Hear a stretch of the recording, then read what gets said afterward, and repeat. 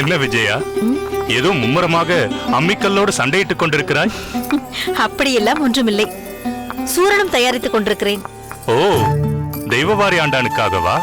ஆம் சுவாமி. அவர் அமுது செய்யவே மிகவும் தயக்கம் காட்டுகிறார். இதில் சூரணம் வேறா? இதை கொடுத்தோம் என்றால் நன்கு பசி எடுக்கும். அப்படியாவது அவர் அமுது செய்வாரா என்று பார்க்கலாம். உன்னை நினைத்து எனக்கு பெருமையாக இருக்கிறது விஜயா. தெய்வவாரியை வேறு யாரோ என்று எண்ணாமல் அவர் உடல்நிலைக்காக இவ்வளவு தூரம் இறங்கி மருந்தெல்லாம் தயாரித்துக் கொடுத்து உபகாரம் செய்வது என்பது மிகவும் உயர்வான செயல். ஏன் அப்படி நினைக்கிறீர்கள்? அவரும் நமது ஆச்சாரியரின் நெருங்கிய சிஷ்யர். நாம் அனைவரும் வாசுதேவ குடும்பம் அல்லவா? அவ்வகையில் அவரும் நம் குடும்பத்தின் அங்கத்தினர் அல்லவா?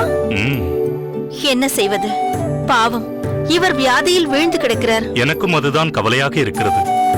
திருவனந்தபுரம் சென்று வந்த அரையர் ஏதாவது நல்ல செய்தி கொண்டு வருவார் என்று பார்த்தால் அவரோ நம் ஆச்சாரியர் தற்போதைக்கு வருவதாக இல்லை என்று கூறிவிட்டார். அதை தெரிந்து கொண்ட பின்புதான் இவரது நிலைமை இன்னும் மோசமாகிவிட்டது. ஆனால் ஒன்று, நம் ஆச்சாரியர் திரும்ப வருவதற்குள் இவரது உடல்நிலையை நாம் சரி செய்தாக வேண்டும். கோயில் பணியையும் பழையபடி தெய்வவாரி கவனிக்க வேண்டும். இவரால் அலங்கரிக்கப்படாமல் நமது அரங்கனும் வாடி போயிருப்பார் அல்லவா? நிச்சயம் திருவுள்ளம் வாட்டம் கண்டிருக்கும். சரி சுவாமி, இச்சூரணத்தை நான் அவரிடம் கொடுத்து விட்டு வருகிறேன்.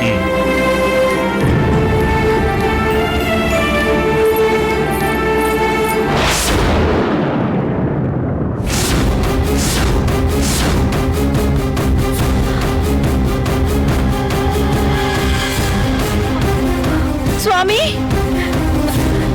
சுவாமி, இங்கே வாருங்கள். என்னவாயிற்று விஜயா? இங்கே பாருங்கள், தெய்வவாரி சுவாமியை இங்கே காணவில்லை. எங்கு போயிருப்பார்? அவர் 4 அடி எடுத்து வைக்க கூட சிரமப்படுவாரே. எப்போதுமே என் உதவியின்றி வேறு எங்கும் செல்ல மாட்டாரே. அதுதான் எனக்கு புரியவில்லை சுவாமி. சரி, நீங்கள் புழக்கடையை நோக்கி சென்று பாருங்கள், நான் வாசற்புறம் சென்று பார்க்கிறேன். சரி.